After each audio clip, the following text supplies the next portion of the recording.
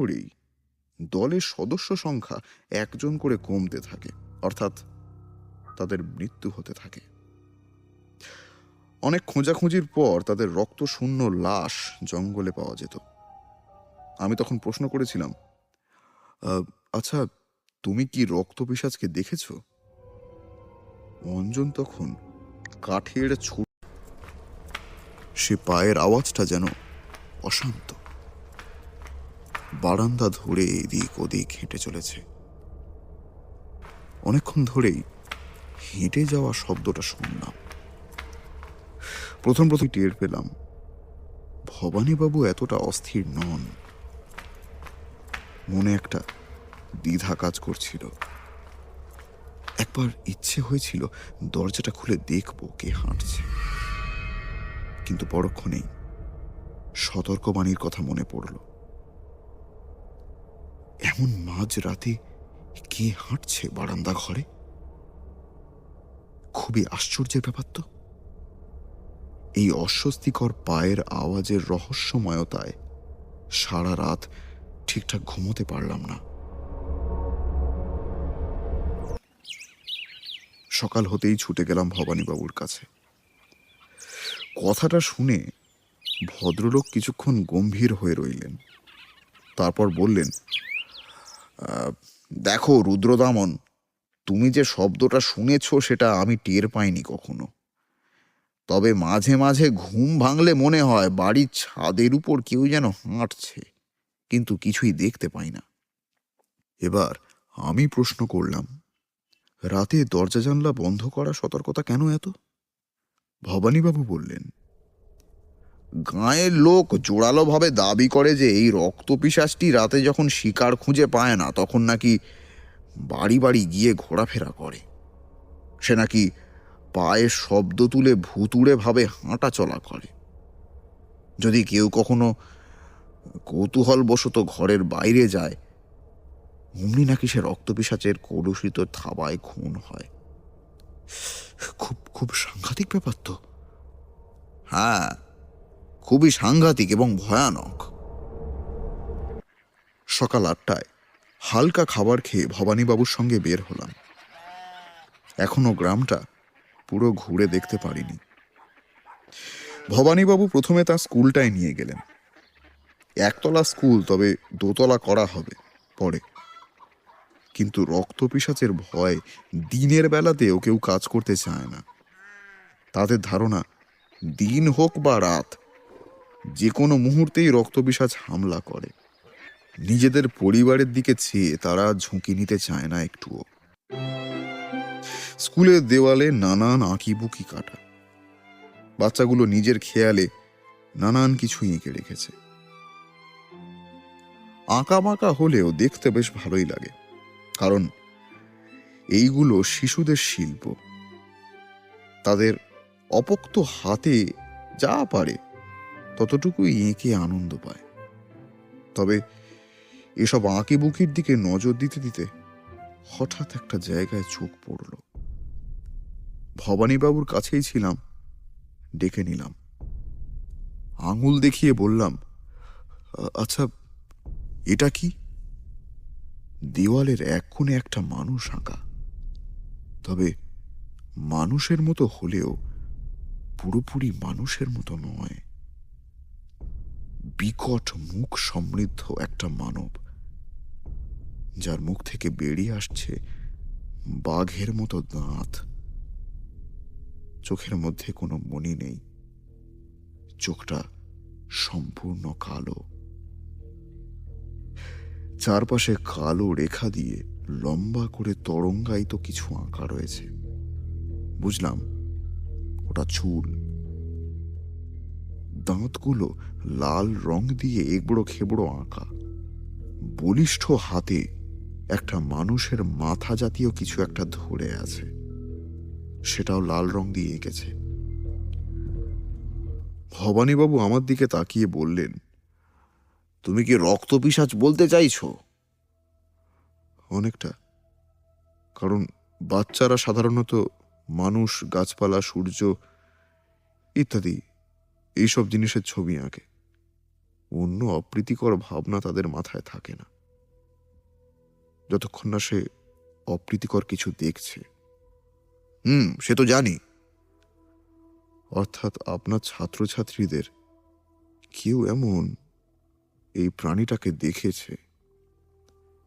কিন্তু রক্তপিশাচ দেখতে কেমন সেটা তো আমরা কেউই জানি না। আমি একটু ভেবে বললাম, হ্যাঁ, আপনার কথাও ঠিক। এমনও হতে পারে কোনো বই বা ম্যাগাজিনে এমন মানুষ দেখেছে। এরম হতে পারে। ভবানীবাবু আমার কথায় সায় দিলেন। তবুও আমার মনে একটা খটকা লেগেই রইল। এমন চিত্র তো শুধু শুধু আঁকার কথা নয়। কি জানি কেন এঁকেছে। স্কুলটা অনেকটা বড় জায়গা নিয়ে আছে, চারপাশে দেওয়াল দেওয়া। স্কুলের পাশেই একটা ছোট্ট মতো ঘর আছে, যেখানে স্কুলের পিয়ন থাকে। সকালে যে থাকে, ভোলা বলে ডাকলেও তার ভালো নাম প্রবীর।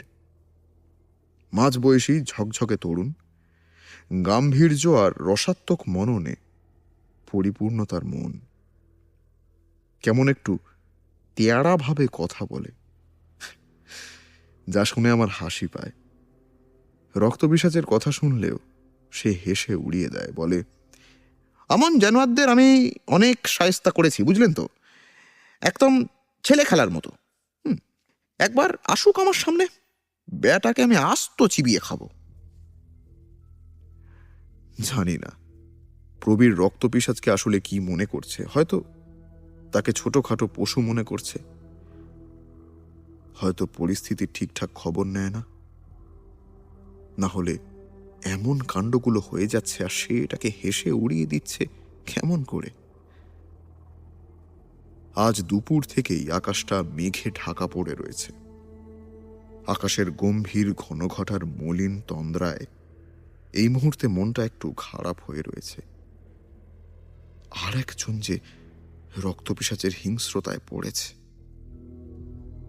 কিছুক্ষণ আগেই খবরটা এলো। একটা 15-16 বছরের ছেলে, তার মা বাবা এখন ভবানীবাবুর সামনে অবরত কান্না করে যাচ্ছেন। সে এক আছাড়ি বিছাড়ি কান্না। তাদের শোকে আকুল মুখখানা দেখে আমার সহ্য হবে না। তাই উপরের বারান্দায় একটা চেয়ারে বসে আছি। নিচে তাকাতেও সাহস হচ্ছে না, হয়তো আমিও কেঁদে ফেলব। পাঁচিলের বাইরে ছেলেটির মৃতদেহ এনে রাখা হয়েছে, এখনই হয়তো দাহ করা হবে। দেখলাম উপরে সাদা কাপড়টা প্রায় রক্তে লাল হয়ে আছে। না, ছেলেটির মার কান্নার ব্যাকুলতায় আর স্থির থাকতে পারছি না।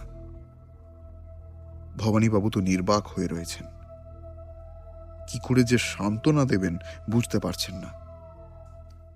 শুধু মেঝেতে ধুলোগুলোর মধ্যে বসে রয়েছেন মৃত ছেলেটির অসহায় বাবা মার মুখের দিকে তাকিয়ে। সহ্য না হলেও নিচে যেতে হবে। ছেলেটির লাশটা যে কি অবস্থায় আছে একবার গিয়ে দেখা জরুরি। 19শে অগস্ট, রাত 9:27। ভবানীবাবু তার বৈঠকখানায় চেয়ারে চোখ বুজে বসে রয়েছেন। আমি তার পাশে বসে ডায়েরি লিখছি। লোডশেডিং হয়েছে। মোমবাতির বদলে সামনে একটা চার্জার লাইট জ্বলছে। সেই আলোতে বসে আছি দুজনে। ভবানীবাবুর মনটা এখন ভালো নেই। যে ছেলেটি মারা গেল তার নাম শীতল। ভবানীবাবুর ছাত্র ছিল। চণ্ডী মন্দিরের পাশেই তাদের বাড়ি। 4 ভাই বোনের মধ্যে সবার ছোট সে। মধ্যবিত্ত পরিবারের ছেলে। বাইরে এখন ঝমঝম করে বৃষ্টি পড়ছে। মনে হয় শীতলের মৃত্যুর শোকে পরিবেশটাও বিষণ্ণগ্রস্ত। তো বিকেলবেলা যখন নিচে যাই দেখি ভবানীবাবুর সামনে পিছনে বেশ কয়েকজন লোক দাঁড়িয়ে আছে। ভবানীবাবুর কাজের লোক হরিপদ সিঁড়িতে চুপচাপ বসেছিল। আমাকে দেখে সে হঠাৎ উঠে দাঁড়াল। শীতলের মা বারবার মেঝেতে লুটিয়ে পড়ছিলেন।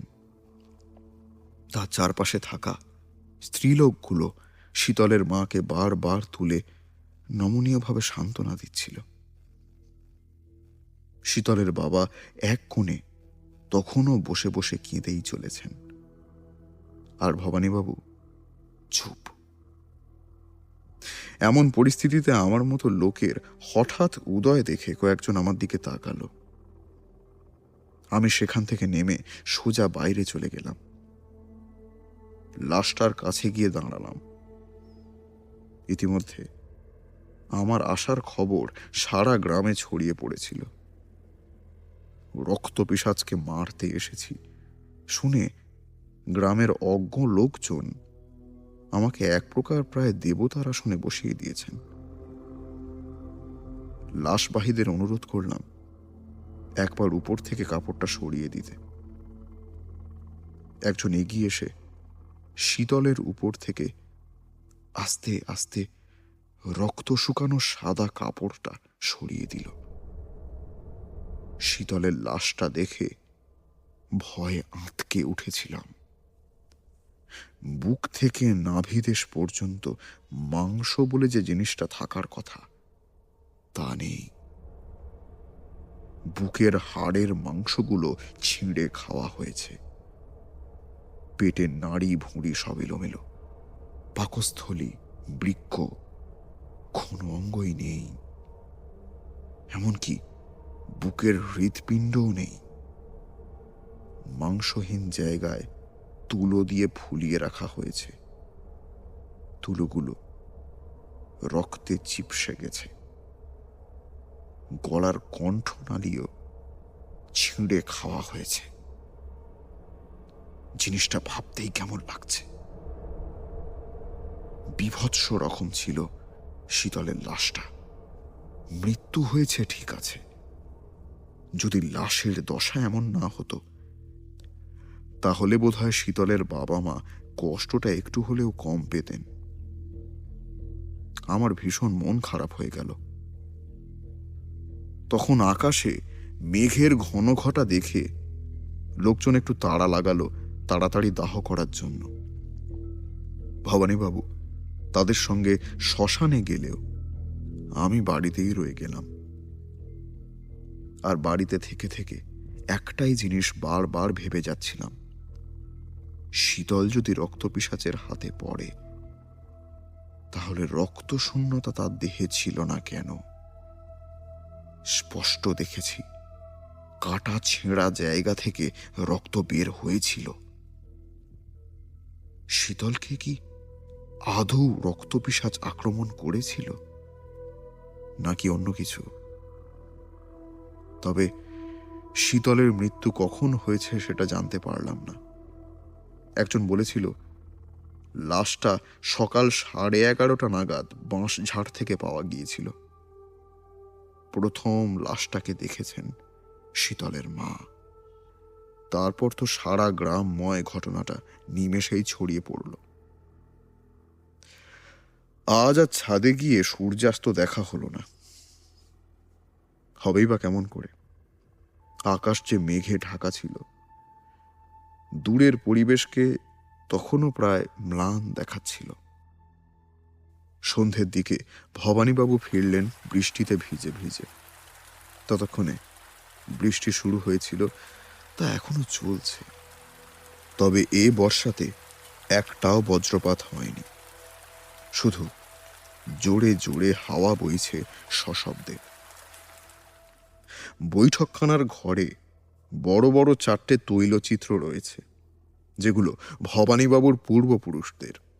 এই তৈলচিত্রগুলোতে ভবানীবাবু স্থির ছায়া পতিত হচ্ছে। রক্তপিশাচের কথা মনে উঠতেই বুকটা কেমন যেন দুরু দুরু করে ওঠে। এত যে হিংস্র হবে জানা ছিল না। শীতলকেও ওই মেরেছে। শীতলকে যখন মেরেছে তখন তার রক্ত পিপাসা ছিল না, শুধু ছিল খিদে, মাংস খাওয়ার খিদে। এই হিংস্রতর লোভ ওই নাবালককেও ছাড়েনি। তাহলে আমাদের মতো পরিণত মানুষদের তারও আগে ছাড়বে না। ডায়েরি লিখতে লিখতে মাঝে মাঝে কলমটা আটকে যাচ্ছে, কারণ এই লোডশেডিং আর বৃষ্টির অট্টহাস্যে মনে হচ্ছে কেউ যেন নিঃশব্দে পিছনে এসে দাঁড়িয়েছে। কিন্তু কেউ নেই, এটা আমার ভ্রম মাত্র। খোলা জানলা দিয়ে বৃষ্টির ছাঁট আমার গায়ে এসে পড়ছে।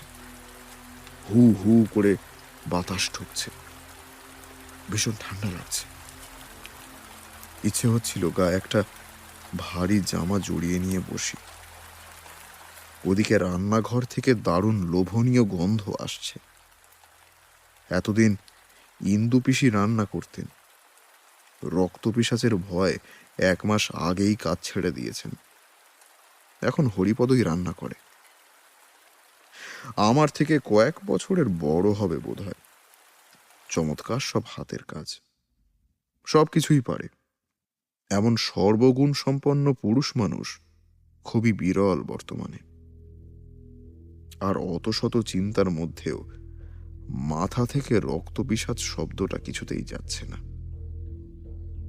তার সম্বন্ধে পোক্ত কোনো সামান্য প্রমাণ বা ইঙ্গিত পেলেই হবে। সেই সূত্র ধরে খুঁজতে খুঁজতে তাকে যে পেয়ে যাব তার বলার রাখে না। সামনে একটা ইংরেজি উপন্যাসের বই, যার পাতাগুলো বর্ষার হাওয়াতে ভুতুড়ে ভাবে উল্টে উল্টে যাচ্ছে।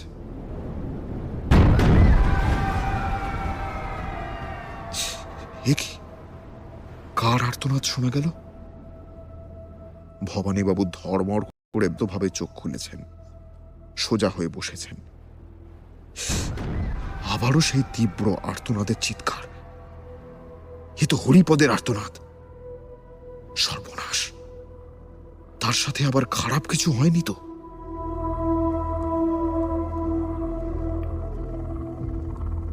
কি